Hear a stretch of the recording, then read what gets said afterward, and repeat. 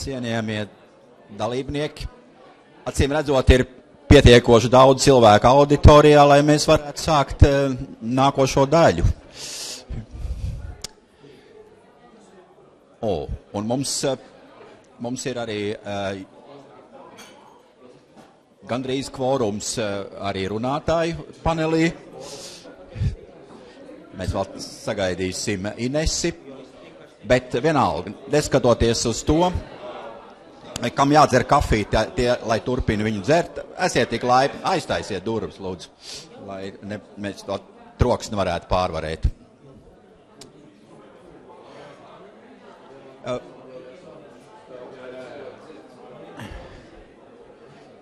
Mēs pašlaik redzam mūsu paneļa runātāju sarakstu, un mēs nolaidīsimies no lidojuma mikroekonomikas līmenī, un mums speciāli ir izvēlēti uzņēmumi, kas nepārstāv korporācijas, kuri acīm redzot arī netika vērtēti un aptaujāti jautājumā par globālās konkurences indeksu, bet kuri sastāda nozīmīgu daļu no mūsu valsts iedzīvotājiem kā tādiem, un kuri dod savu pienesumu, ja ne tik lielā mērā koproduktā šajā brīdī, tad ļoti nozīmīgi tīri sociālajā sfērā.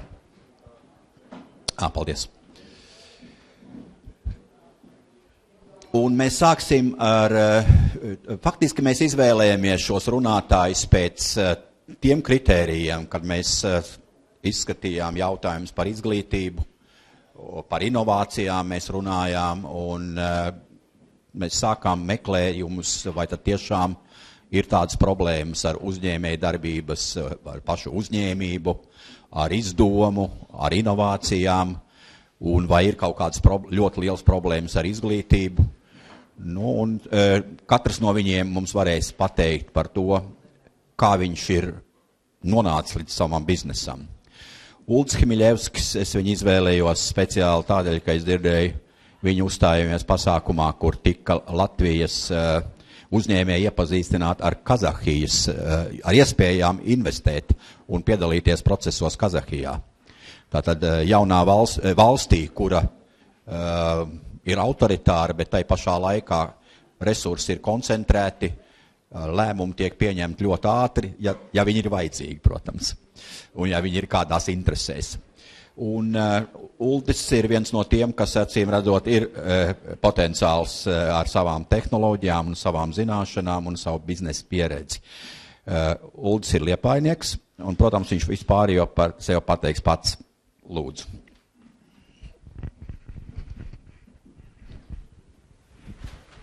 Tā, labdien!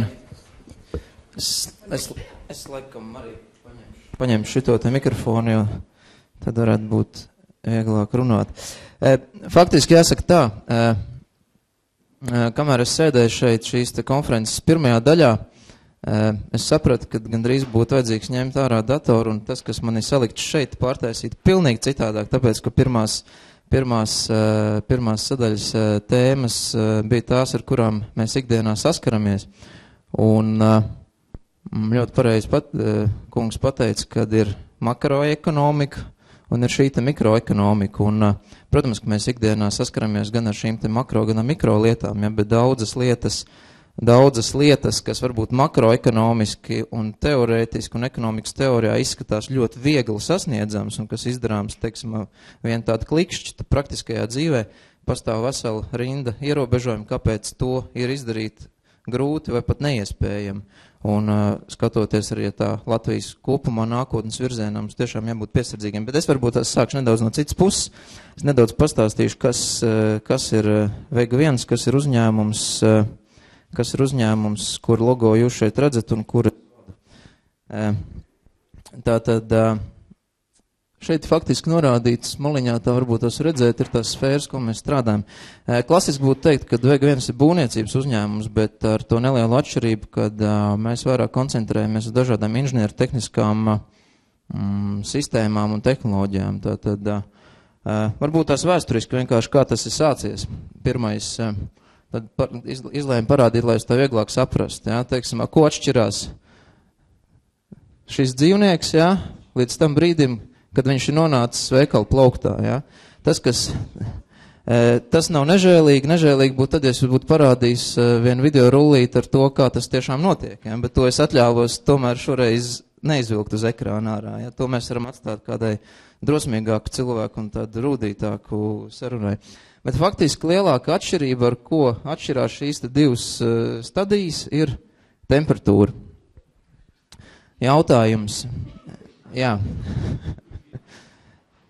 Tā ir ļoti būtiska stadija, starp citu, jo, lai no 38,8 grādiem iegūt šos te 2 līdz 4 grādus un PVD jums nevar uzlikt vai ražotājiem vai veikalam sodu, ir nepieciešama vesels iekārtu un agregātu kompleks un tā skaitā arī loģistikas sistēmā. Vai jūs esat kādreiz, ir tāds no sadzīves piemērs, vai jūs esat kādreiz padomājuši par tiem plauktiem, kur jūs lielveikalā paņemat pienu? Vienkārši plaukts, vai ne? Vienkārši plaukts, paņemat pienu, ieliekat groziņā. Cik tajā plauktā ir grādi? Jā. Tas ir leduskapis. Un iedomājieties, jums mājās leduskapis, kur jūs šos te produktus glabājat, bet lielveikalā šie te visi plaukti, viņi ir, pietiekoši lieli. Tagad jaunos taisa ar slēgtām durvīm, lai būtu energoefektīvāk un tas augstums neiet ārā un siltums iekšā. Bet tā tad ir vesela saimniecība, vesela industrija, kas ir aiz šī te, lai jūs varētu veikalā paņemt no plaukta piena. Tieši tas pats ir šeit.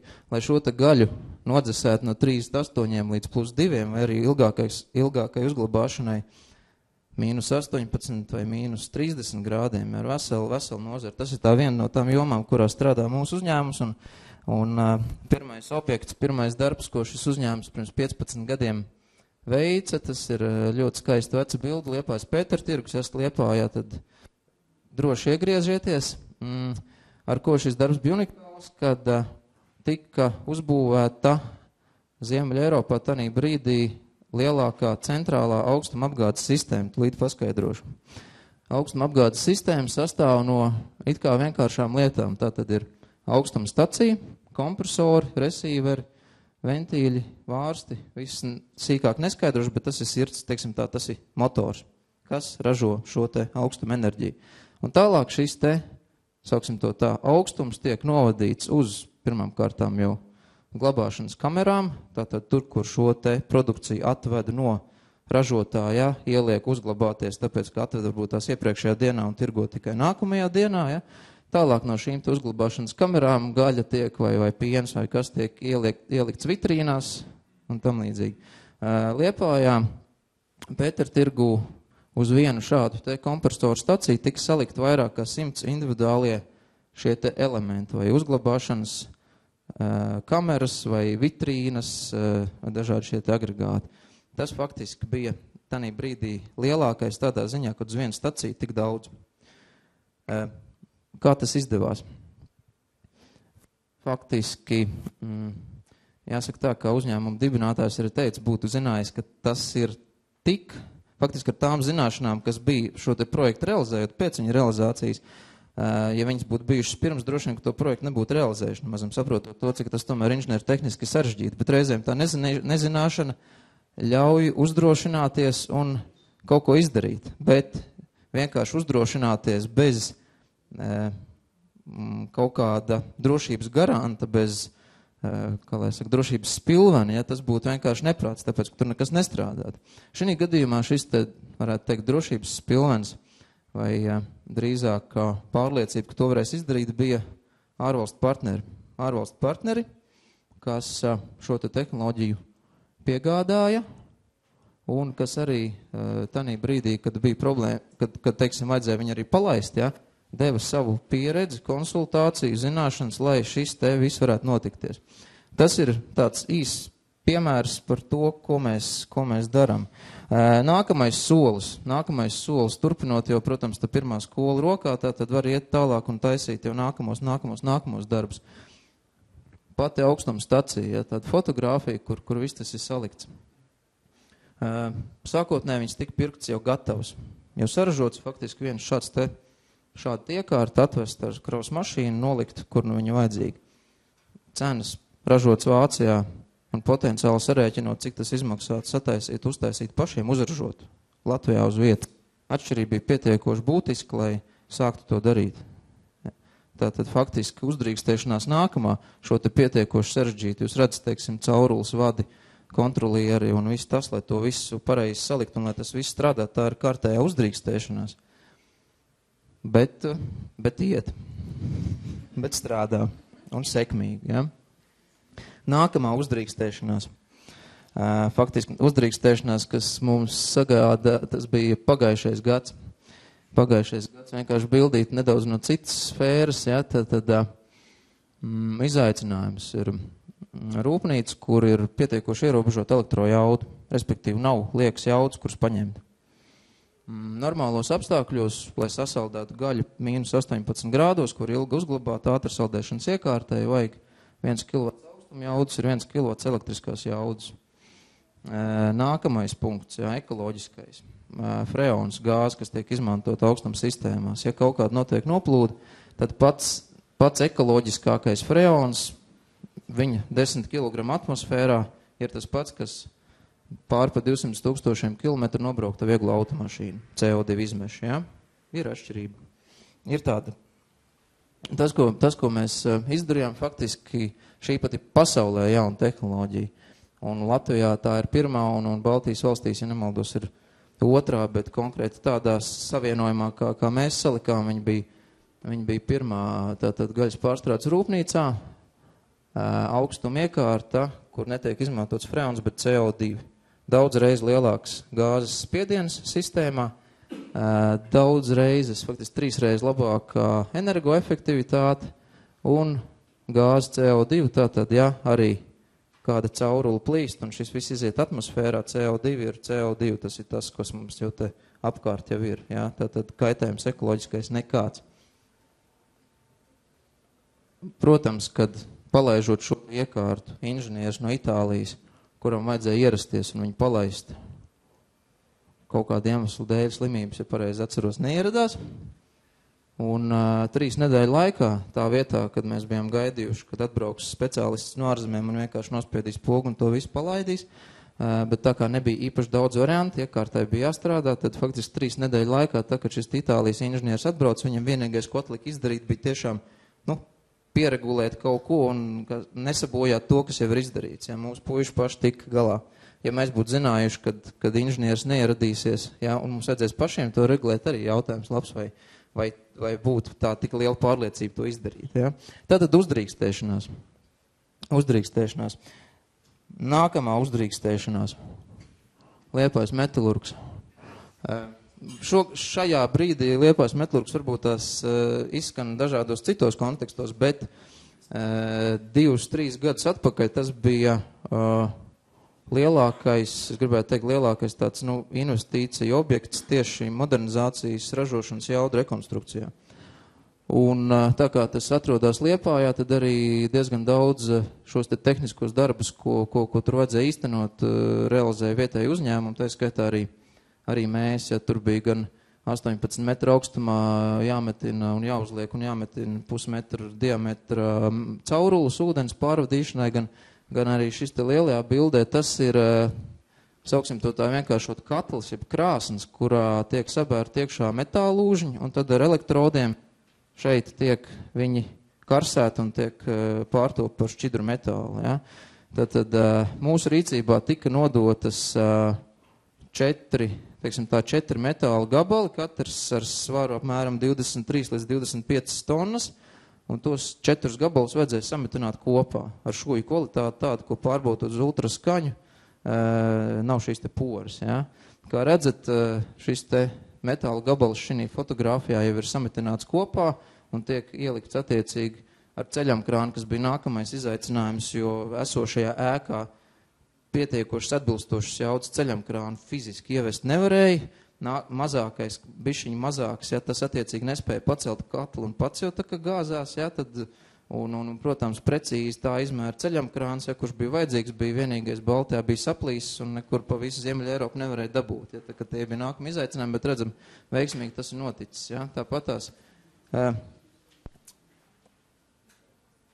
Faktiski varbūt tās tagad tāda neliela atkāpe, es tādu ieskatu iedevis, ko mēs darām. Ja šie tādi varbūt tās tādi ekstrēmākie mūsu daži projekti, bet lielākā daļa mūsu darba tomēr sastāda tādas ikdienišķas lietas, kā piemēram šī telpa, kurā mēs atrodamies, šī gan nav mūsu taisīta, bet paskatoties uz griestiem, tātad ventilācijas, kondicionēšanas, apgaismojuma, apkuras sistēmas, signalizācijas, reizēm arī sprinkleri, tas ir tas darbiņš, ko mēs faktiski daram ikdienā. Ja, gan slimnīcās, gan viesnīcās, gan skolās, gan rūpnīcās, tad dažādi iekšējo tīklu instalācijas darbi, ārējo tīklu instalācijas darbi.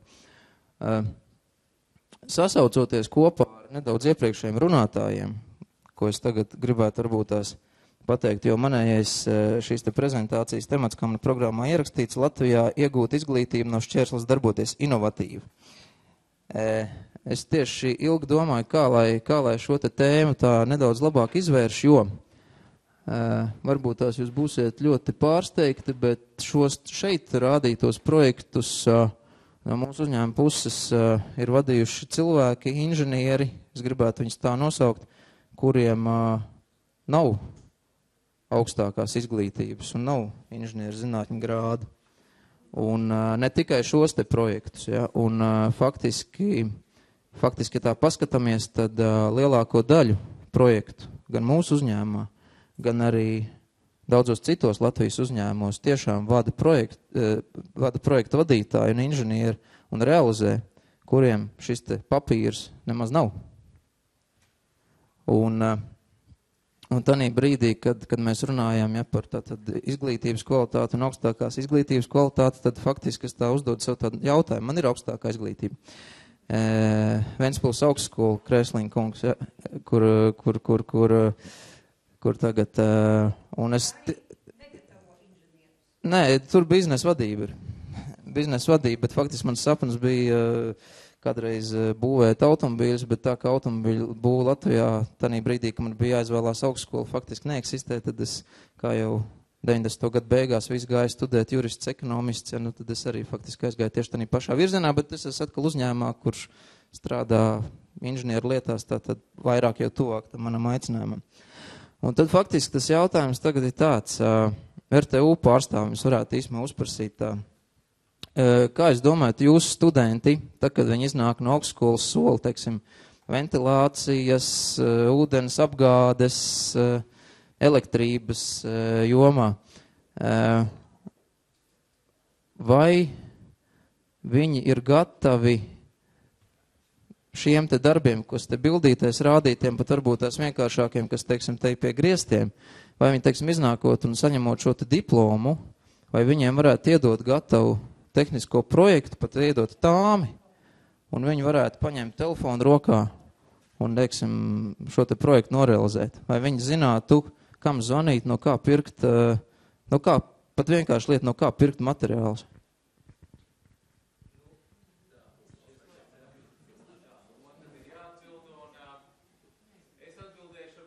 Daļām. Viens ir, kas man jāsaka, ka es pats esmu no enerģētikas un elektrotehnikas fakultātes, siltumenerģētikas pēc izglītības. Es teikšu tā, ka mums pamatā visi studenti jau pat sākot ar bakalaura studijām bieži vien strādā. Respektīvi, viņi tiek izķerti jau. Tas nozīmē, ka vairums inženieru šobrīd, es domāju, ka būtu to spējīgi darīt, respektīvi viņi jau studiju laikā to dara, jo viņi paralēli mācās un studē. Maģistratūrā pilnīgi visi studenti mums faktiski strādā. Lai gan viņi skaitās principā klātienes studenti, bet viņi visi strādājoši. Tā kā es teiktu tā, ka vairums jā, ne visi, būšu godīgs, bet es arī neuzskatu, ka viņiem visiem tās jūsu nosauktās lietas būtu jāprot darīt. Un es pamatošu kāpēc. Mans apgalvojums ir tāds, ja jūs iemāciet inženierim ļoti labi es uzsveru, teorētiskos pamatus, jūs gatavojat inženierus, kuri attīstīs nākotnes tehnoloģijas. Ja jūs sagatavojat speciālistu, kurš ir gatavs tikai apkalpot esošās sistēmas, jūs esat sagatavojis vakardienas inženieri. Respektīvi, man pašam bija iespēja studēt, es uzskatu ļoti labā, teiksim, inženieru skolā kādreiz ārpus Latvijas. Tur nemāca ventīļus, kontrolierus un tā tālāk, no kā pirkt metālu. tur iemāca inženieriem, kā no pamat vienādojumiem, enerģijas nezūdamības masas momenta, jūs varat izvest atrisinājumu tām problēmām, kas jums rodās dzīvē. Un man liekas, ka to uzņēmumu arvien vairāk un vairāk arī saprot, ka viņi tās tiešās prasmes, kas tam inženierim jāprot, kādas materiāls varbūt nopirkt un tā tālāk, viņi spēja iemācīt. Ja šis inženieris, galvenais, lai šis inženieris būtu spējīgs atrisināt problēmas, izmantojot ļoti labas teorētiskās zināšanas. Tas ir mans tāds viedoklis. Labi, viedoklis pieņemts, bet, kā teica mums viens valsts vīrs, teorētiskās zināšanas, protams, arī mūsu šeit speciālistiem tieši tāpatās nepieciešams šīs te visas formulas, ja?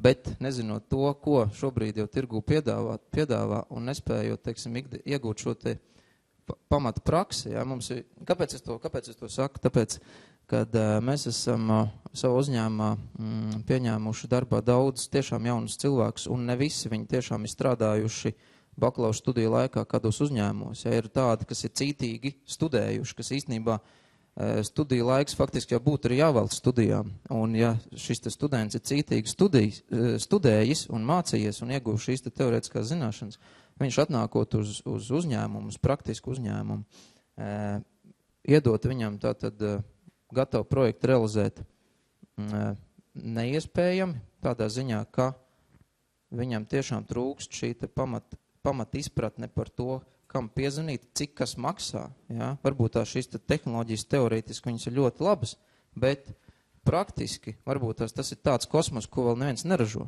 Ja? Jeb arī tās ir vakardienas, ja? Vai kur ir efektīvi, kur neefektīvi. Ja tas, ko mums klienti prasa, teiksim, šīs te pašas augstuma tehnoloģijas, cik viņi patērēs elektrību. Tāpēc, ka tās ražošanas izmaksas, tas ir tas 4 eiro vai 3 eiro vai 3,22, ko mēs redzam veikalu plauktā, tas ir tas, ar ko strādā mūsu klients ražotājs. Ja? Un faktiski šī te inženieru uzdevums ir piedāvāt mūsu klientam atrast pirmkārtām vai pasaulē no citiem ražotājiem, vai arī pašiem uz esošā pamata, modificējot, uzlabojot jau esošos risinājumus, uztaisīt kaut ko labāku, efektīvāku, lētāku, ātrāku, jaudīgāku, lai mūsu klients būtu laimīgs. Piemērs arī par šiem te robotiem. Cepuru nost, ka mūsu puiši ir spējīgi paņemt pirmo vietu pasaules līmenī šajās te jomās, tiešām cepuru nost. Bet tagad jautājums atkal tāds, varbūt tās retorisks, vai virzīt šo doktorantu, lai viņš attīstītu, sauksim tā, spēļu lietiņas, vai viņš šīs te zināšanas un šo te pieredzi, ko viņš ir iegūs, iedomājamies, šis te robots tiek palielināts izmēros reiz 30, pieņemsim, ja? Un varbūt tās, ka viņam tas uzdevums nav, pieņemsim, Latvija nenodarbojas ar militāro tehnoloģiju ražošanu, tas varētu būt tāds tuvāks piemērs robotu, teiksim, palielinot, ja? Bet tanī pašā laikā jebkura ražošana, ja, kaut vai šī te pirmais slaids, ko es rādīju no cūkas līdz gaļai, ja, tas ir viens liels robotizēts veidojums, robotizēts tehnoloģijas, ja, kuras faktiski ir pat tāds iekārts, ja, kur cilvēku roka nepieskarās. Ja. Protams, viņas maksā nenormāli dārgi, bet tanī pašā laikā tātad šīs zināšanas pielietot jomās, kur tam ir ekonomisks pamats. Es skatos, ka man laiks ir iet uz beigām, ja? Protams. Jā. Tā. Vajadzētu lēnām virzīt uz priekšu. Es virzos tātad uz beigām. Faktiski tātad par šo te izglītību un Latvijas to situāciju, tad jāsaka tā, ka mums pastāv ir formālā izglītība un neformālā izglītība. Formālā izglītība mums tiešām iedod tādus teorētiskos pamats, neformālā iedod mums to pieredzi, ko mēs varam attiecīgi realizēt un mūsu ekonomiku virzīt uz priekšu. Un te es šo te varbūt tās izlaidīšu, tas bija par notekūdeņu attīrīšanas tehnoloģijām, kuras mēs arī esam izstrādājuši, bet tas varbūt tās un rekonstruējuši Liepājas muzeju,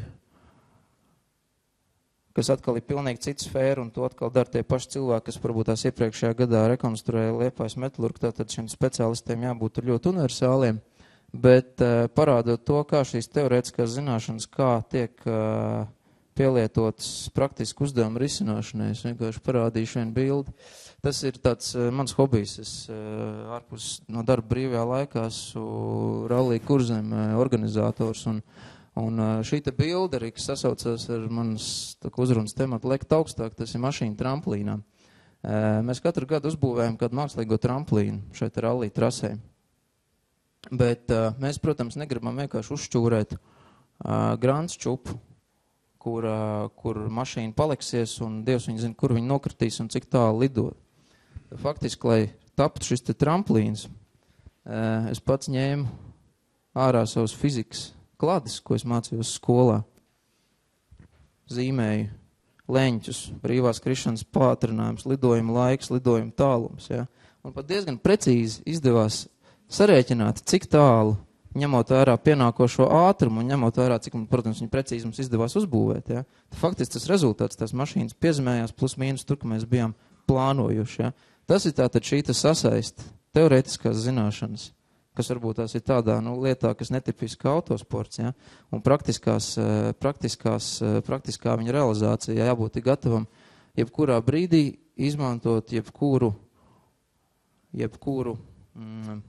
zināšanas drumslu, kas ir un uzdrīkstēties faktiski viņas realizēt gan hobijos, gan arī darbā. Un tas, ja mūsu studentu un izglītības produkti un kolēģi, konkurenti, ja mēs to visu darīsim, tad viss būs vislabākajā kārtībā.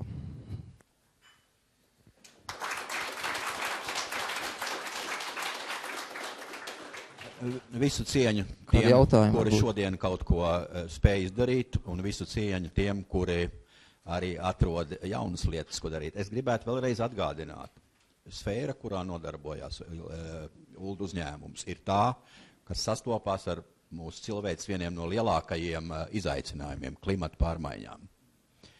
Tādēļ arī tas bija viens no manām idejām, viens no tiem, kādēļ ULD šeit labi iederētos.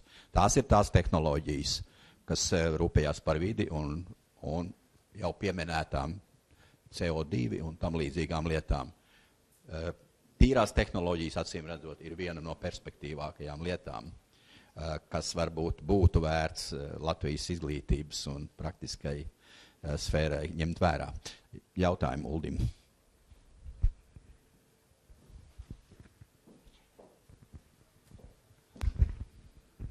Jautājums Uldim. Vispirms paldies par ļoti labu prezentāciju un uzstāšanos. Man ļoti patika, ka jūs nobeidzāt ar pašu svarīgāko zināšanas ir vajadzīgas, lai kaut ko nopietni izprojektētu. Tas fizikas klāda un Ņūtona likums tomēr noderēja. Bet jautājums ir šāds. Protams, ka augstskola nekad nevar iedot praktiskās zināšanas ikvienam uzņēmumam un ikvienam uzņēmējam, kas vajadzīgs šodien uzreiz pēc augstskolas beigšanas. Jo iemācīties labi var tikai tās lietas, ko sāk praktiski darīt. Vai uzņēmums, vai jūs tieši esat gatavs uzsākt sadarbību ar augstskolām tādā līmenī, ka paņemat sev praktikantus, ļaujat viņiem darīt praktiskās lietas un piedot viņu kļūdas, lai viņi tiešām iemācās? Mēs to darām nepārtraukti. Mums tā kā mēs esam Liepājā un varbūt tās mazāk tā sasaist ir ar Rīgas augstskolām, ja, bet tātad mums ir tehnikuma studenti, ja, nāk praksē, un mēs faktiski katru gadu ļoti daudz no viņiem paņemam, un tad mēs arī redzam, kuriem no jauniešiem ir iekšā, kuriem tā joma, kurā viņi mācās, vispār interesē, ja, un tiem, kuriem padodās, un tiem, kuriem tā lieta patīk, tos mēs arī esam daudz paņēmuši arī pie sevim darbā. Un tieši tāpatās mums ir daudzi jauni, faktiski mēs esam ļoti jauns kolektīvs, ja. Daudz jauni cilvēki, kuri ir pabeiguši, pieņemsim to pašu RTU vai ir procesā uz pabeigšanu un strādā Liepājā, un viņi ir tie, kas ar savu darbu, savām zināšanām faktiski šos te jaunos produktus, kaut kāds jaunos risinājumus veido. Ja, un tur citreiz izdodās, citreiz neizdodās, ja, bet ko es gribu teikt, kad lai rastos kaut kas jauns, kaut kāda jauna produkta, kaut kādas jaunas lietas, viņiem ir nepieciešams sākotnēji, tā kā viņi atnāk no šī augstskolas sola darīt standarta lietas pēc projekta. Tas, kas viņiem priekšā uzzīmēts, to izdarīt, ja? Vai tas, kas viņiem sarēķināts priekšā, to izdarīt, realizēt. Un pirmās reizes realizējot jau priekšā pateiktas lietas, tikai tad faktiski rodās šī te apjausma, kā tas viss reāli praksē strādā, un tad tā jaunrada rodās uz ko? Jaunas lietas, jaunas tehnoloģijas, ka tu katrai šeit te, katram šim te projektam pieliec klāt maziņu novitāti. Un kaut kādā brīdī šīs novitātes sakarājās tādā lielākā, tā kā sniega bumbas efekts, ja, un tad faktiski rodās šis te jaunais produkts. Savādāk iznāk no augstskolas sola un uztaisīt uzreiz kaut ko jaunu, kas ir vēl komerciāli veiksmīgs, pagaidām nav izdevies. Tieši tā. Cilvēki strādā, Uldi, jūs uz grupā? Mums ir tātad orientējuši 125 cilvēki, ir tātad pamat, kas sauksim to par instalāciju un dažādu iekārtu biznesu, un tad ir apmēram 30 cilvēki, kas ir servis apkalpošana. Nav tik maziņš uzņēmums. Jā, paldies, Uldi. Varbūt tagad var atslābināties kādu brīdi. Pārslēgsimies uz tāda sfēra kā lauksaimniecība. Kas tur īsti notiek? Guntaram nevar pastāstīt, kas vai tur tik...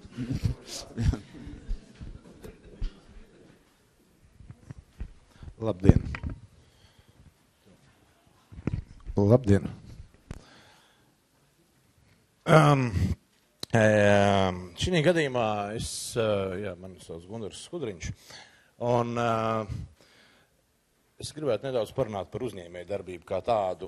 Te lēnām var sākt lasīt uzņēmumus, kurus es varētu teikt, esmu piedalījies pie radīšanas un arī tā kā vadu, bet pirms tam es gribētu teikt, kas ir parunāt par Latvijā par slikto, kas neveicina uzņēmēju darbību. Šī gadījumā, jeb manā konkrētajā gadījumā, tā ir latviešu valoda. Jo to, ko mēs darām, īsti nevar lingvistiski aprakstīt, tāpēc, ka tādu vārdu vēl nav, teiksim, viņu nav vēl. Ir lingvistiem jāstrādā, jo, pieņemsim, pēc savas dziļākās būtības es būtu zemsaimnieks, nevis lauksaimnieks, tas neizsaka neko, mežsaimnieks, arī kaut ko izsaka, bet tādā kopējā kontekstā nav tā dziļākā izpratne, ja. Tā ir viena lieta.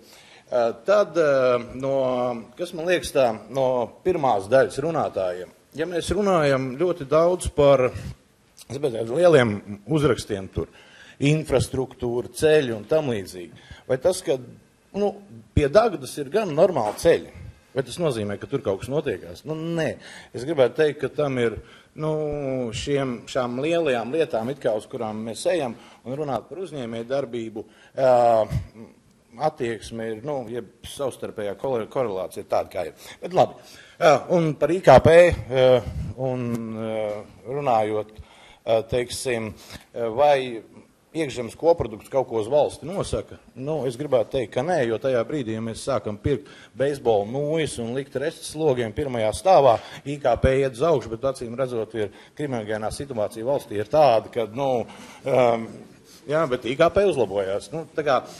Tā ir cita prizma, jā, kur par klasisko ekonomiku iet runa. Okay. Jā, varbūt par to, ko tad, ja es skatos uzņēmēju darbībā, es esmu hipotētiski ilgi, kaut kādu 95. gada, ar zināmām saknēm no mežsaimniecības, sāku nodarboties ar mežsaimniecības pārņemt to, ko vecais tēvs darīja.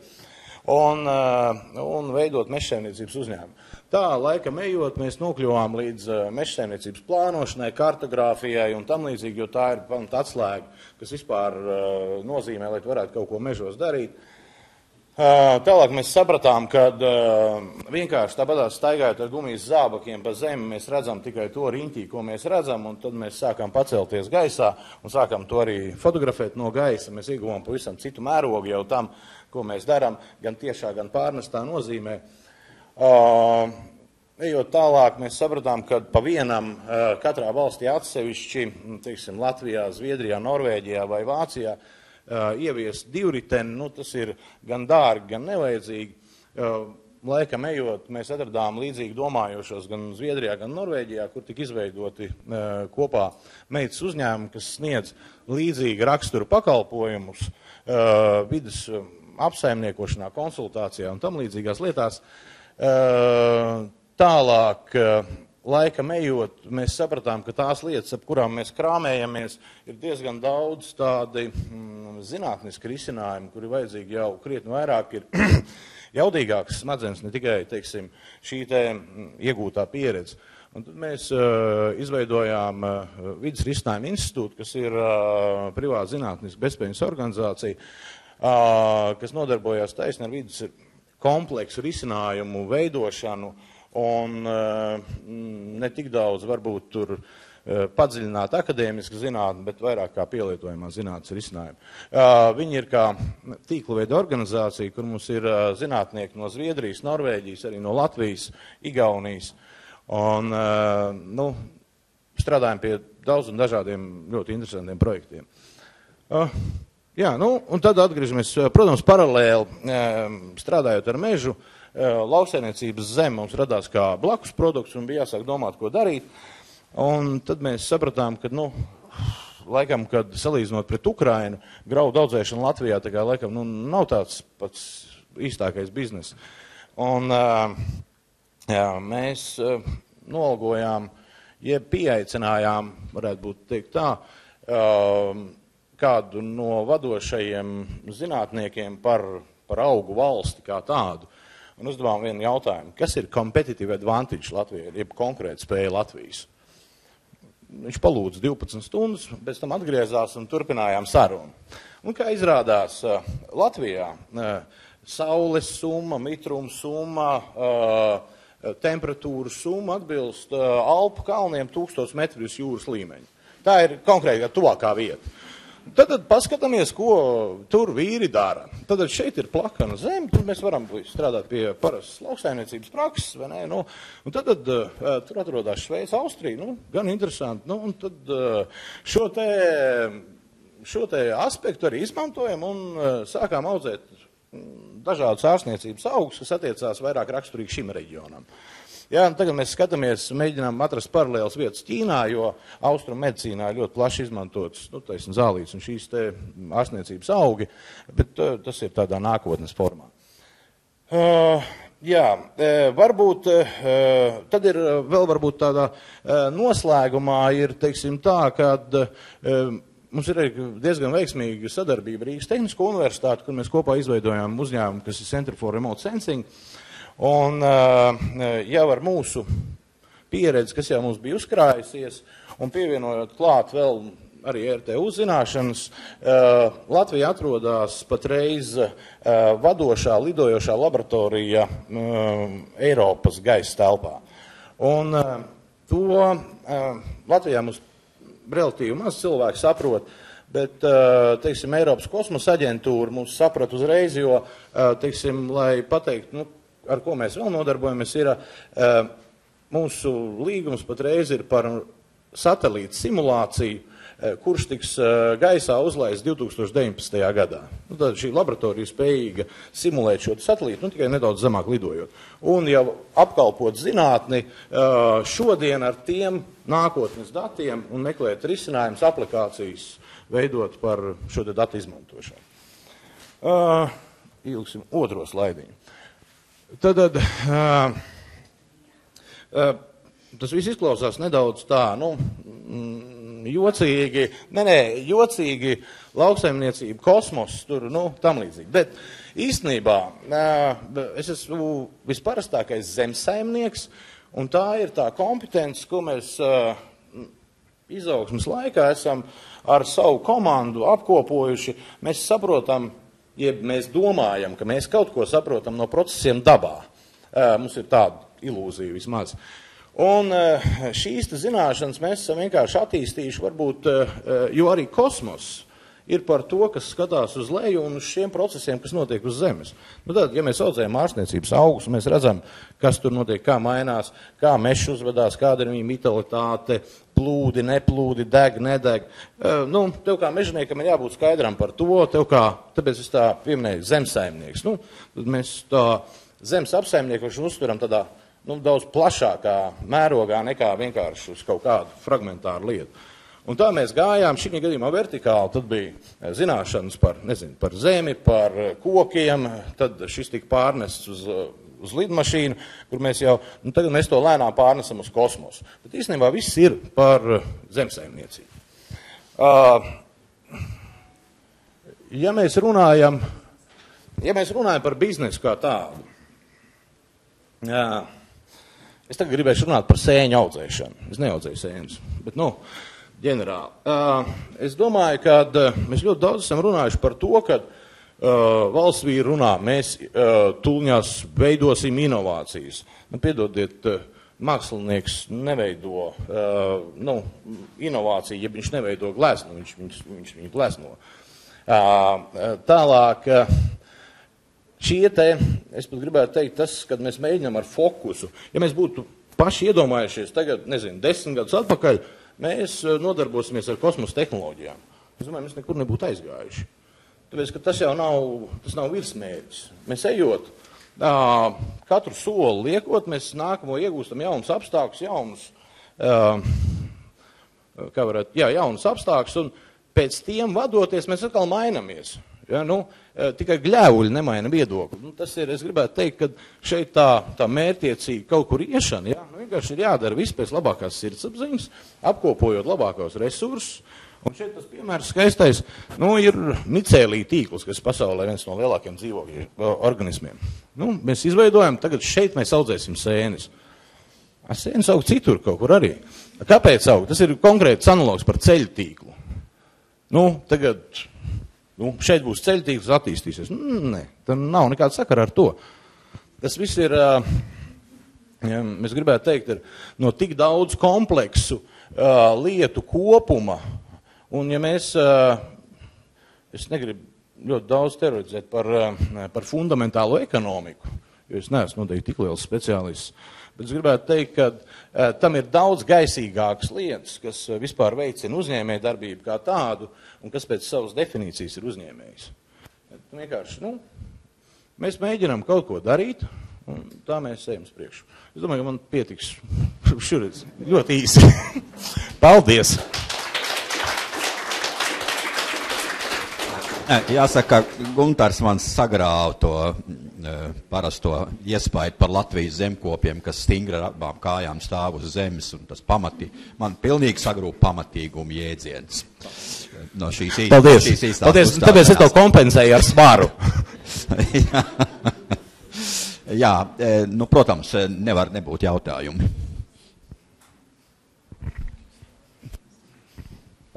Par to laboratoriju, tā kāds painteresēsies. Paldies. Par laboratoriju nebūs. Mēs ļoti bieži runājam par to, ka, lai uzsākt biznesu, vajag ideju.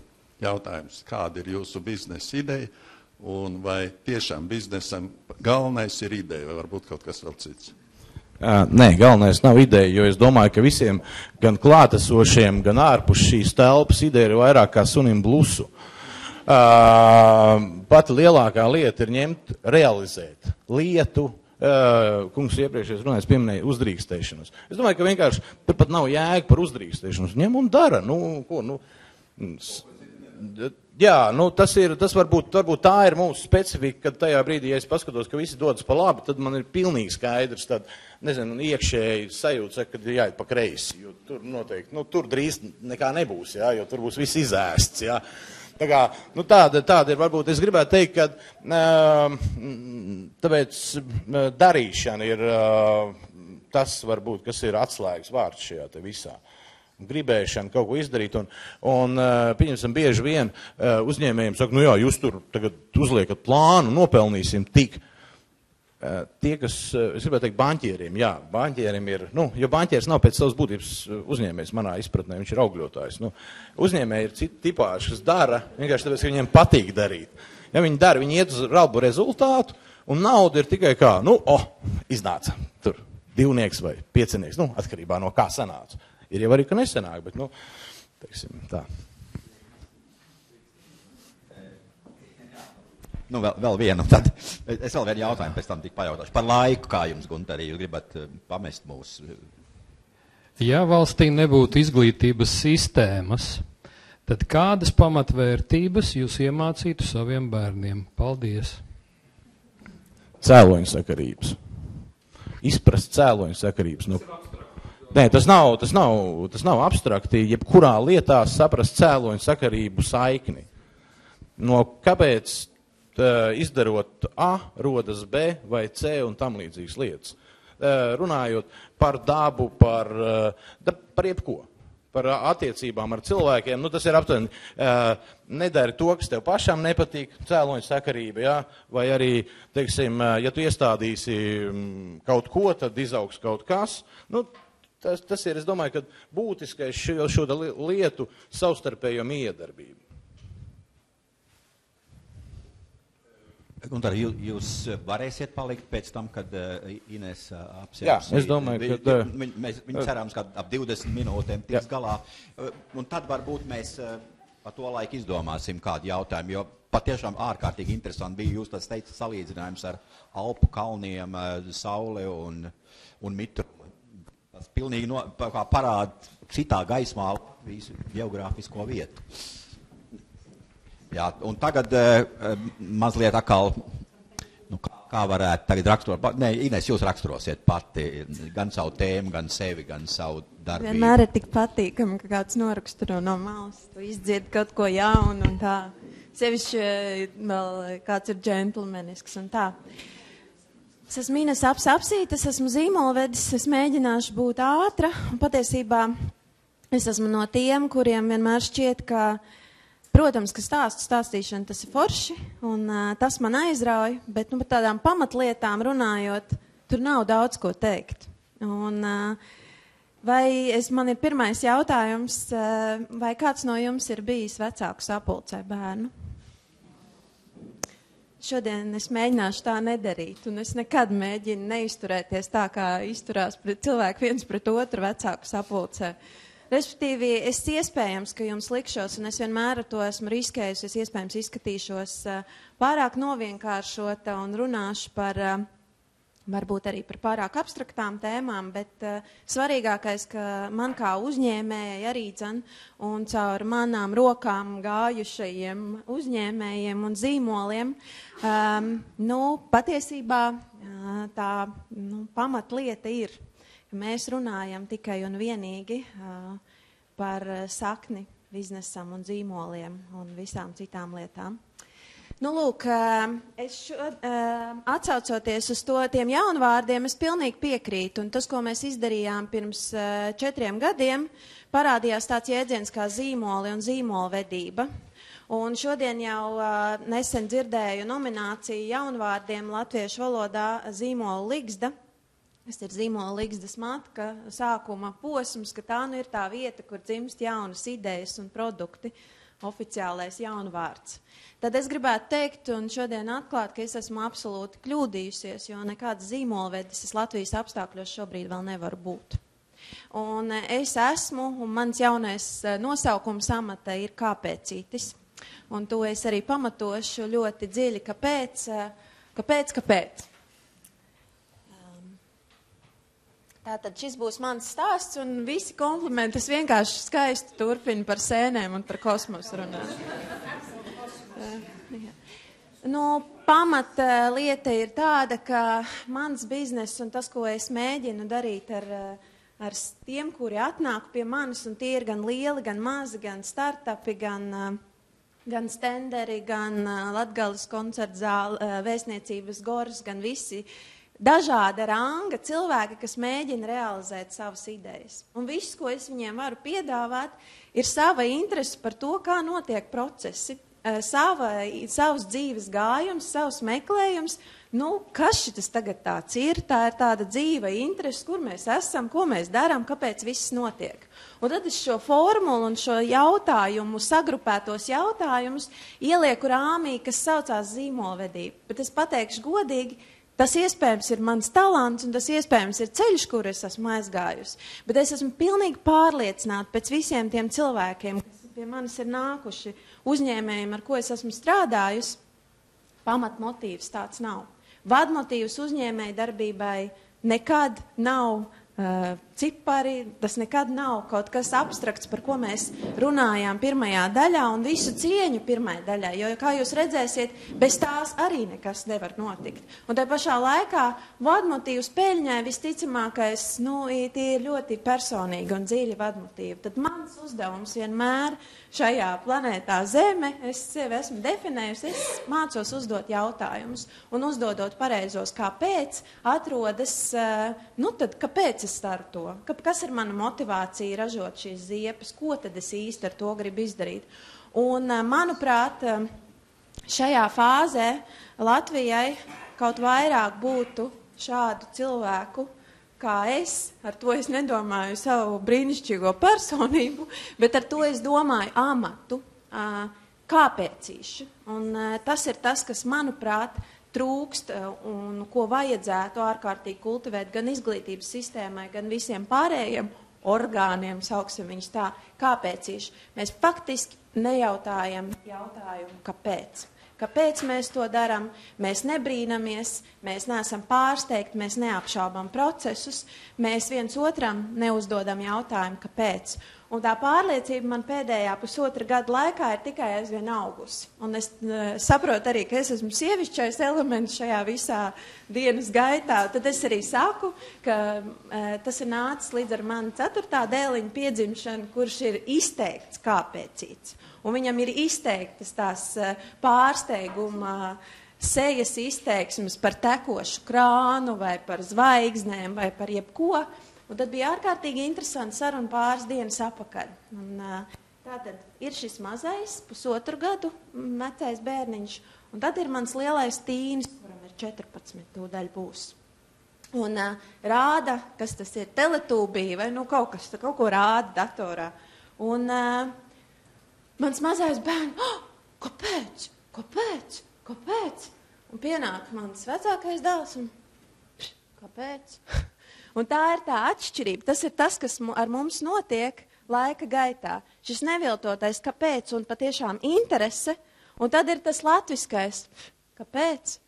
Tā ir ļoti liela atšķirība, tāpēc pareizu kāpēc uzdošanu es gribētu uzlikt par šīs valsts vispār vadmotīvu, lai mēs tiktu pie lielajām atbildēm arī uz pirmās daļas jautājumiem. Jo patiesībā jau viss ir gluži vienkārši. Lielais jautājums, kur virzās valsts, ir atkarīgs no tā, ko mēs gribam un kāpēc mēs to darām. Nav citu izšķirošu elementu.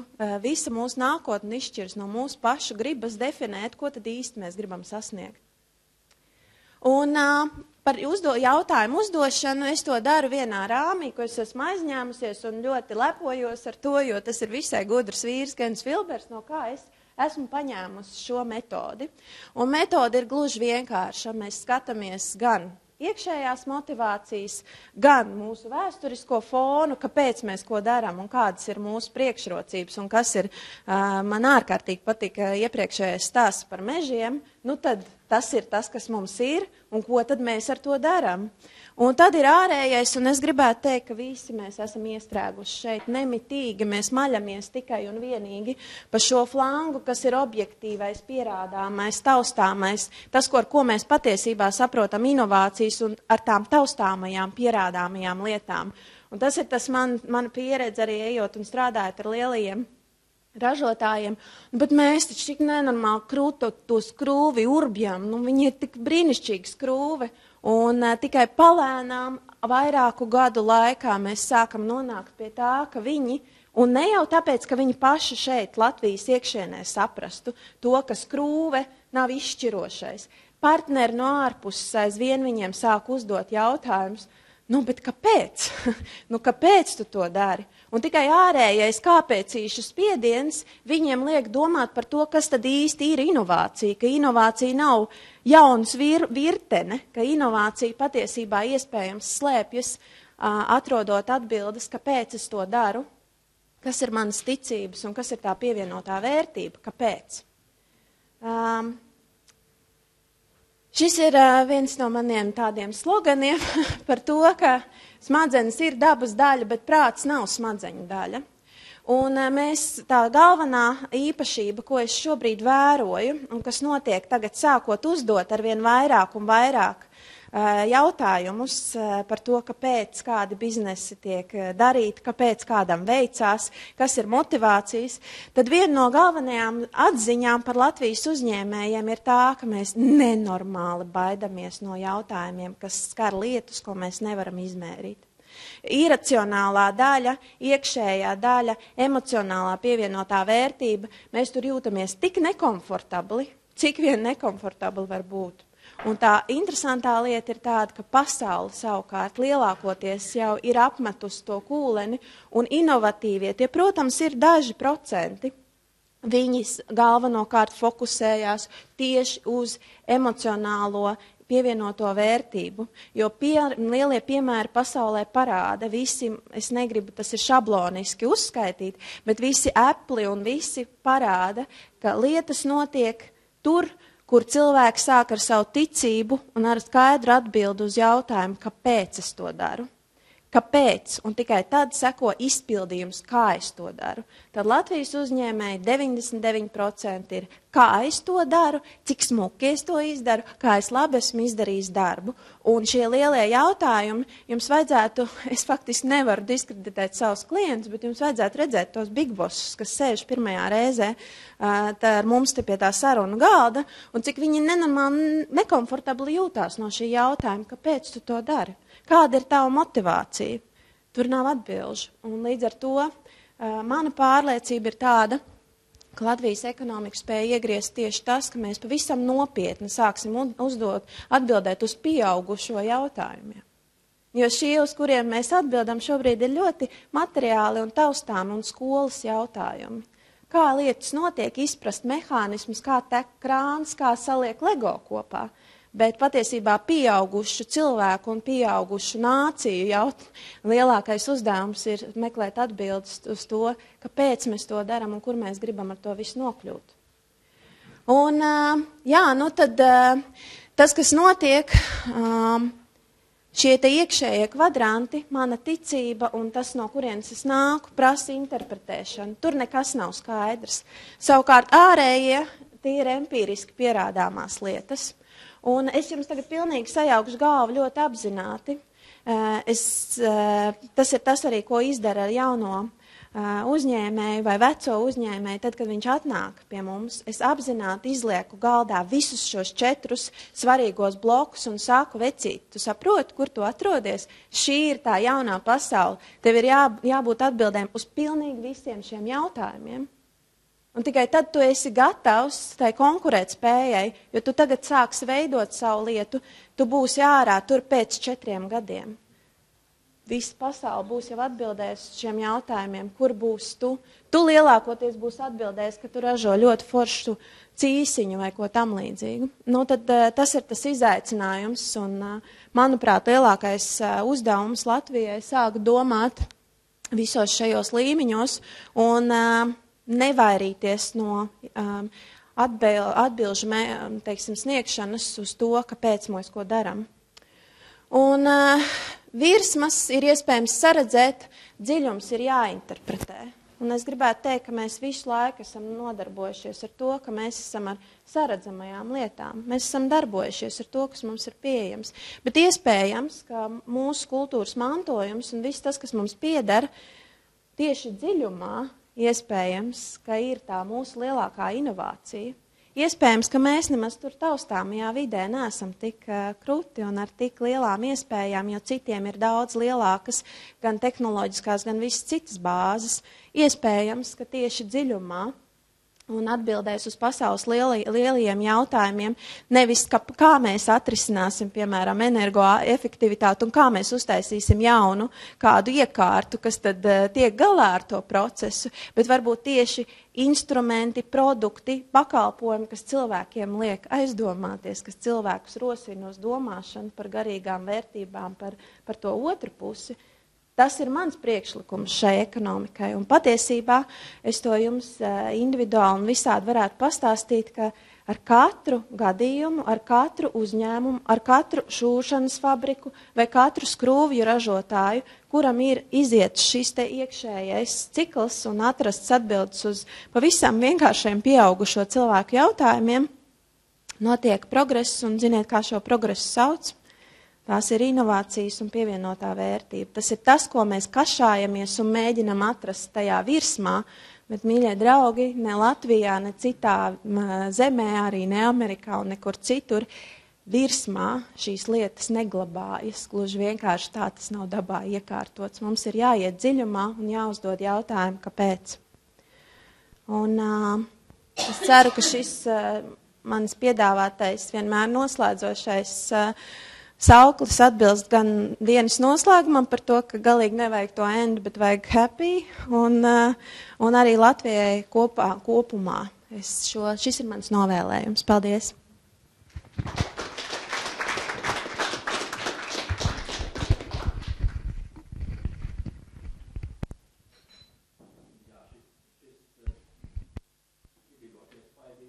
Atšķirīga.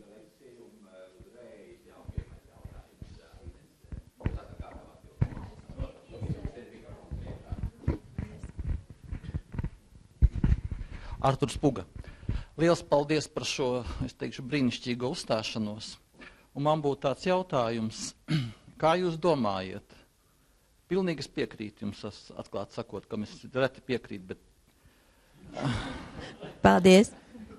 Kas būtu vajadzīgs, lai valsts prezidents, piemēram, ministri, ekonomisti, biznesmeņi, žurnālisti, protams, atklāti uzdotu viens otram jautājumus, kāpēc?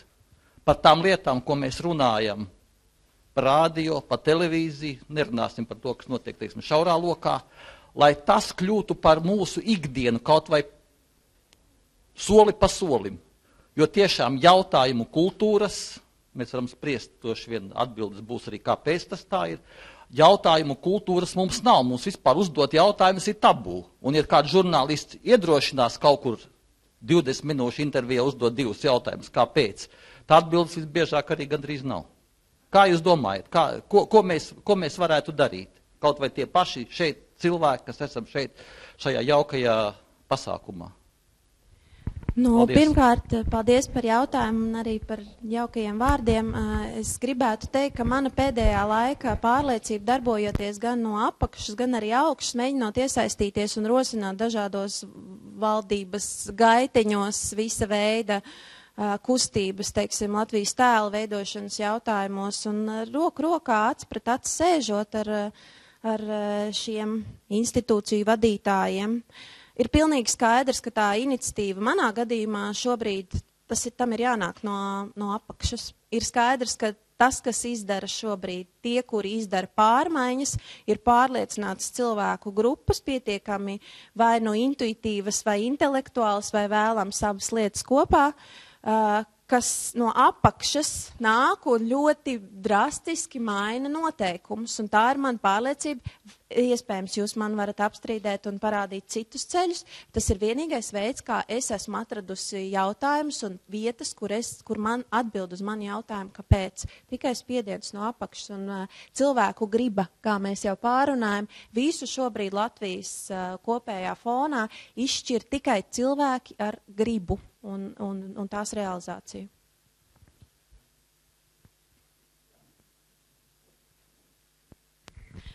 Ines, vai kas, ja tu varētu pateikt, kas ir tā atbilde, kad uzdod šos jautājumus, kāpēc, kas ir tā atbilde, kas beigās noved pie šīs inovācijas un izaugsmes? Kas ir tā ideālā atbilde, kuru tu sameklē un ko cilvēks pats sev varbūt atbilde? Nokrīt tas, kas mums ir ārkārtīgi raksturīgs, ka mums šķiet, ka atbildēm ir jābūt ārkārtīgi, karalim ir bail būt plikam. Tas ir tas, kas raksturo gan uzņēmējus, gan iestāžu vadītājus, vai mana mazvērtības komplekss, vai mana atbilde, vai mans sapnis, vai tas ir pietiekami labs un vai es neizskatīšos pēc muļķa. Tad tas, kas notiek ar uzņēmēju parastai telpā, ka viņam atnāk atklāsme, bet tas, ka, piemēram, es to daru tikai tāpēc, lai es 2 mēnešus gadā varētu kaitot, tas nekas. Tas, ka es visu uzņēmēju darbību pakļauju tam, ka man ir personīgs kaut kas, kur es dabonu kaifu un kas man patīk, tas nekas. No tā arī var rasties šī inovācija, ja es padomāju, kas man patīk, ja es neabstrahējos no lietas, ko es daru, un integrēju to iekšā. Tas ir tas lielākais atklājums, kas faktiski man radīja to pārsteigumu. Jā, ka tā rodas inovācijas. Tūlīt būs jautājumi, tur būs, jā. Mēs dzirdējām no mūsu diviem paneļdalībniekiem.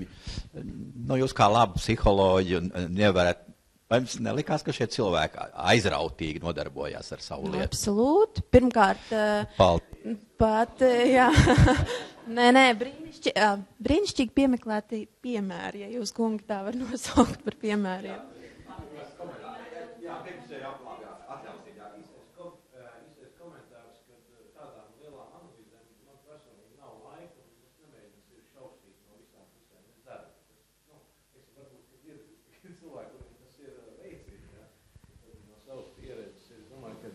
Otrs, šaukstīt, analizēt, tur vēl kaut kādus līderismu, tur vēl, darām, vienkārši darām. Paldies. Es gribu pie viena jūsu teiktā pakavēt. Jūs teicat, vecīt, bet kā tu domā? Un es gribu līdz ar to, Inese, jums pajautāt. Ir atšķirība uztverē vīriešiem un sievietēm? Jo jūsu atbilde bija vecīt, un kā ir, kas vieglāk nonāk līdz tai būtībai, jūsu novērojumu. Paldies. Man ļoti daudz veidu, ar kuru, jo es arī rakstu blogu par seksualitāti, ja, un par seksu, tā kā es varētu arī tajā virzienā aizvilkt, bet es atbildēšu pēc būtības. Manā skatījumā notiek tas klikšķis, un tās nav tikai mans tāds pieņēmums, bet ir brīnišķīga futuroloģija Annalīze Kjēra, kura ļoti statistiski jūs varat iegūglēt ar, rāda tās pārmaiņas, kas notiek pasaulē. Un līdz ar sieviešu ienākšanu biznesā, protams, intuīcija, rūpes un ilgtspēja ir tie faktori, kas ir auguši. Līdz ar to vieglāk vēl joprojām ir strādāt ar vīriešiem, jo viņiem ir lielāka izpratne par biznesa procesiem un visām šīm lietām. Savukārt ar sievietēm ir automātiskāk un vieglāk runāt par to, ka tavam jāparūpējās par tavu darbinieku un viņa bērnu, un jāuzrīko eglīte, un viss šīs lietas, kas ir gluži vienkārši, bet pasaulē tas ir tas, ko sauc par, piemēram, conscious capitalismu, vai tas, ko atbildīga uzņēmēja darbība. Tie ir lieli vārdi piekarināt tam, ka patiesībā mēs runājam par Ziemassvētku eglītē neaizmirst darbinieku bērnus. Tas ir tas, ko ienes sievietes, no kura viedokļa ar viņām ir viegli runāt. Savukārt ar vīriešiem, protams, par uzņēmēju darbību un par to, ka jābūt pašizmaksai aprēķināt. Mums bija vēl viens jautājums. Jūs jautājat? Jā. Jautājums, bet tāds komentārs īsts. Es tiešām piekrītu, ka ir ļoti svarīgi saprast, kas ir tās vērtības, kuru dēļ es ko daru.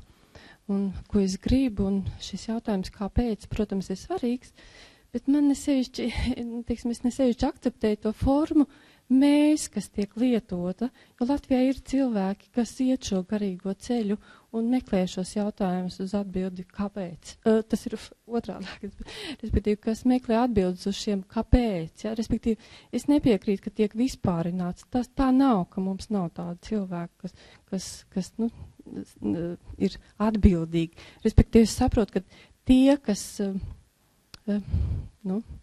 tad uzdrošinās šos kāpēc izteikt, tas nozīmē, ka viņi jau kaut kādā mērā ir spējuši uzņemties atbildību par sevi. Tātad es runāju par sevi un pirmkārt, lai kaut kas mainītos, ir jāsāk ar sevi.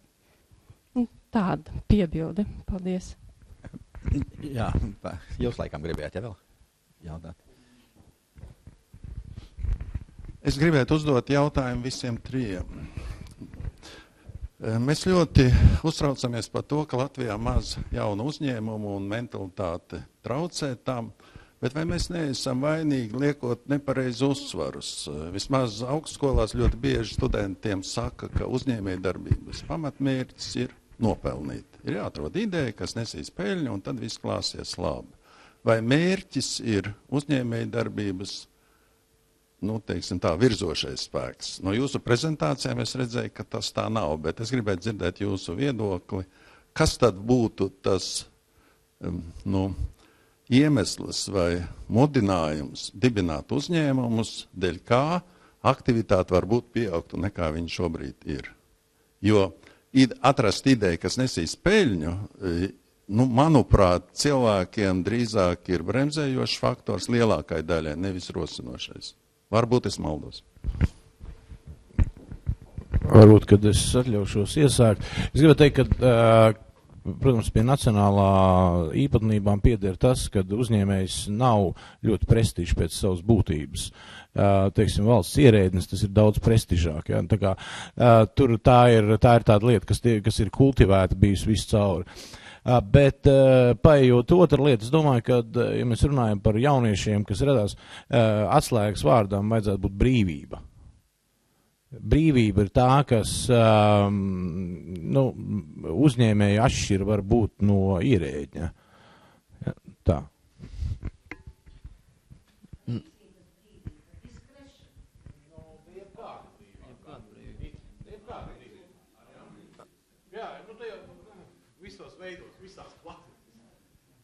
Jā, un vēl ko vienkārši arī piebilst klāt, tas, kad tiešām saka, vajag ideja, kas nesīs peļņu, vajag atrast to savu jomu, kurā tev patīk strādāt, un kas tev interesē, un kas ir, jāsaka, tā īsmā arī tavs darbs un hobijs vienlaikus, jo tāpēc, lai sākumā gūt tas izcilība, jāstrādā vairāk nekā 8 stundas, un jāatceras viens tāds sens sakāmvārds, ja viens nav karotājs, un tajā pašā sākumā nevajag tagad censties kā pašmērķi uzstādīt, dibināt savu uzņēmumu.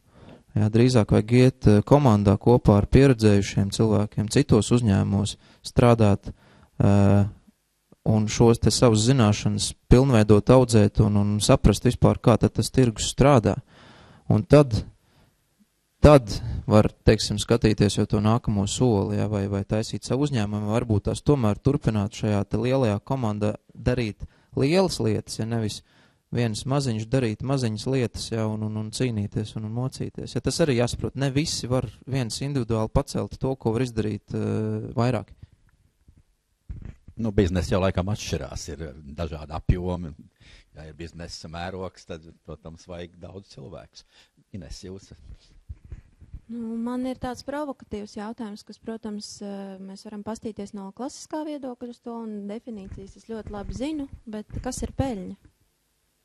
Kas ir peļņa? Kas skaitās, mēs iedziļinamies vārdā peļņa, kas mūsdienu pasaulē, mēs paskatāmies jaunos līderus, kas šobrīd arī sociālās uzņēmēja darbības uzplaukumu, kas tad ir peļņa? Vai tas ir materiālais guvums, vai tomēr tu dāli arī to, ko tu dod sabiedrībai, individam, ka tomēr to peļņu, mans rosinājums būtu mazliet pārvērtēt definīciju, un tad arī radīsies atbilde uz šo jautājumu.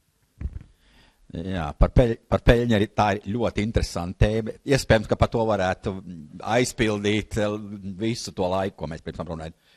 Bija Austerkungam vēl jautājums, lūdzu. Jā, paldies. Jautājums būtu sekojošs.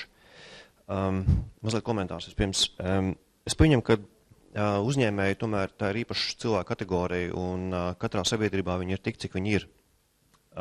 Jautājums ir, cik liels ir viņu ambīcijas un spējas šo uzņēmējdarbības talantu pārvērst no maza uzņēmuma lielā uzņēmumā. Un vai gadījumā Latvijā nav tā, ka šis uzņēmēju potenciāls aprobežojas ar diezgan zemu ambīciju līmeni, respektīvi mēs ļoti labi jūtamies savā lokālajā tirdziņā, tur mums varbūt ir daži darbinieki un mēs tur darbojamies, bet mēs neaugam tālāk, mēs neejam iekšā, neapgūstam, varbūt Latvijas līmenī daudz maz labi veicās, bet mēs neejam iekšā kaimiņu valstīs un mēs necenšamies kļūt par globāliem spēlētājiem. Jā, tāds jautājums, vai jūs piekrītat, kāds komentārs? Atbilde varētu būt tāda, tu esi tik liels, cik lieli ir tev darbinieki.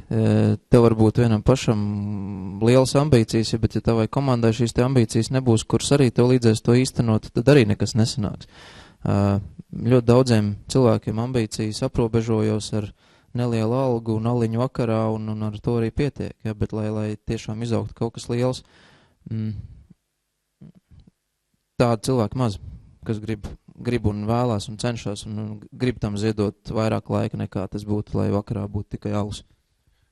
Bet varbūt te jāskatās nedaudz, es gribētu nokomentēt vēsturisko prizmu, kaut kāda ģenētiskā korekcija mums ir ievesta ar visādām Sibīrijām un tam līdzīgi un izbraukšanām, kad nekas no gaisa nevar uzrasties. Uzņēmēji ir tik, cik viņi ir, un ja mēs runājam par uzņēmēju darbības lielumu, tad varbūt, kad būtiskāk ir viņa kvalitāte, jo nākamā paudze būs tā, ieskatāmies vēsturi. Pirmā izveido, pirmā paudze, otrā aiznes viņu citā līmenī, trešā to atkal notriec visu. Ja? Tā aptuveni tas viss tur. Patreiz mēs esam pirmajā paudzē, kas mēģina kaut ko nostiprināt, lai tie otrie nes tālāk. Viņi jau būs saskolojušies smalkās skolās, pieredze, tīkli, citi un tā tālāk. Es domāju, ka tā ir tāda, mēs varam izlaist 5 gadi, ja, bet kaut kā tā ir laika faktoram tomēr savs nospiedums. Pirmkārt, es domāju, ka mēs esam brīnišķīgi nišu spēlētāji, un tā ir arī Latvijas nākotnes, vismaz mana vīzija, ka mēs urbjam ļoti konkrētā virzienā, un mēs to varam ļoti labi darīt pasaules līmenī. Jo specifiskas nišas lietas ir tas, kas mums. Otra lieta, es pilnīgi piekrītu par darbiniekiem, un te es atkal gribēju atbildēt par to ejam un daram, ka patiesībā tas ir ļoti, ļoti, ļoti riskants piedāvājums Latvijas vidējam aritmētiskajam uzņēmējam, jo reti kuram, jebkad pat viņa tālākajos sapņos rādītos kaut kas tāds, kāds ir iekšēji dabīgi, ja drīkst uz tu, tad tev. Un lielākoties tomēr tas nav dabīgi. Lielākoties ir sekot straumei, darīt to, ko cept bulkas, vinotēkas taisīt vaļā un darīt visu to, ko dara visi citi. Līdz ar to es tomēr pirms tās darīšanas rosinātu, ka ļoti daudz ir jādomā un jādomā ir tieši par eksporta spēju, par vienkārši elementāri aizbraukt uz Pēterburgu vai Londonu, paskatīties, vai tas, ko tu ģeniāli esi izdomājis, jau 50 reizes tur nav pirms 10 gadiem izdarīts. Tāds mazliet elementārs ierosinājums provincei. Tā mēs arī ik pa brīdim izskatāmies.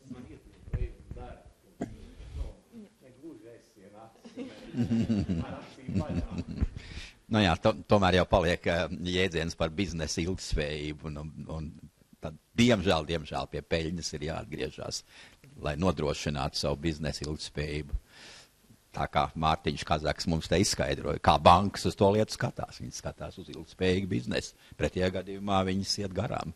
Problēma ir. Vispār mums iznāca ļoti jauka sesija beigās. Tādā nozīmē, ka mēs ieguvām no Mārtiņa Kazaka saprātīgu brīdinājumu. Esiet uzmanīgi 15. 16. gadā, domājot par algām, domājot par biznesa ilgtspējību, par darba spēku, jo tā faktiski ir pašlaik visaktuālākā problēma, apspriestā ekonomiskā darba spēka izmaksas un kas ar viņām notiks.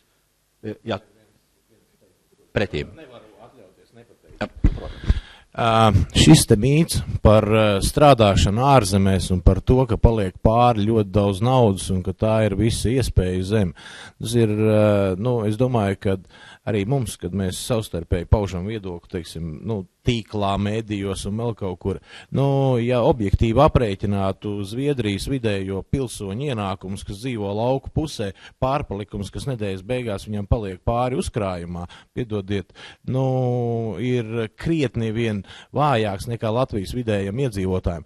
Un šo te, es gribētu teikt, uzkultivēt, ka tur ir ļoti, ļoti skaisti. Ir noteikts profesiju grupas, kur ir būtiskas atšķirības, bet es varu teikt no savas pieredzes, mēs patreiz jau algojam 2 Vācijas pilsoņus, ir pie mums zviedri strādā kā algoņi tikai tāpēc, ka mēs maksājam tādu pašu algu, kā latvieši, un tur nav īsti finālā vairs starpības.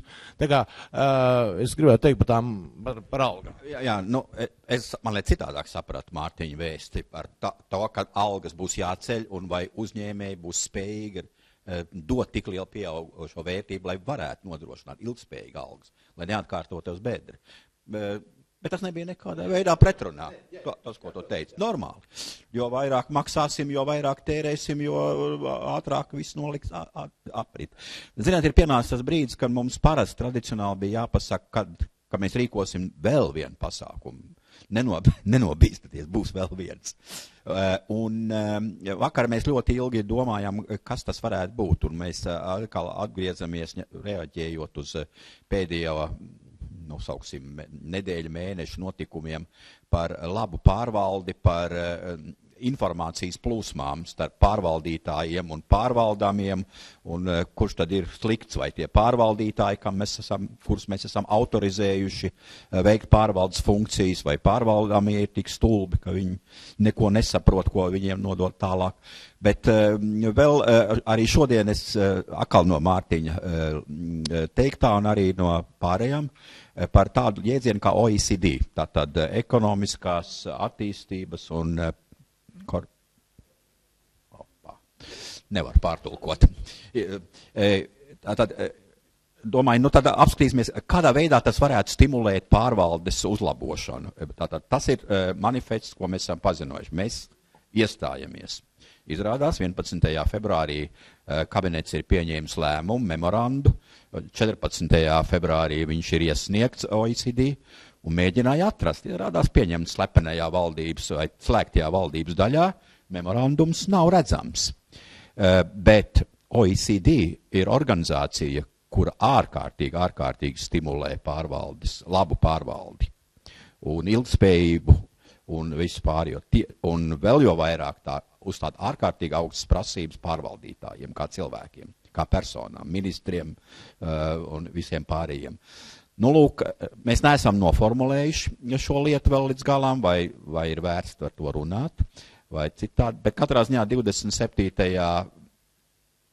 martā mēs pasākumu rīkosim, nezinām kur, Rīgā. Tēmas nosaukums īsti vēl nav, bet apmēram tajā virzienā. Kā atjaunot uzticību, vai kas būtu jādara, lai atjaunot uzticību pārvaldītājiem, kas faktiski nebija nekādā lielā pretrunā ar to, ko mēs šodien pārunājam, kas traucē biznesu, kas traucē cilvēkiem, kā iedrošināt. Un ar to es gribētu pateikties Soros fonda personālam, kas organizēja pasākumu, sauksim tā radošai brigādei, bet vēl vairāk tiem runātājiem, kas pašlaik vēl ir mūsu panelī. Paldies!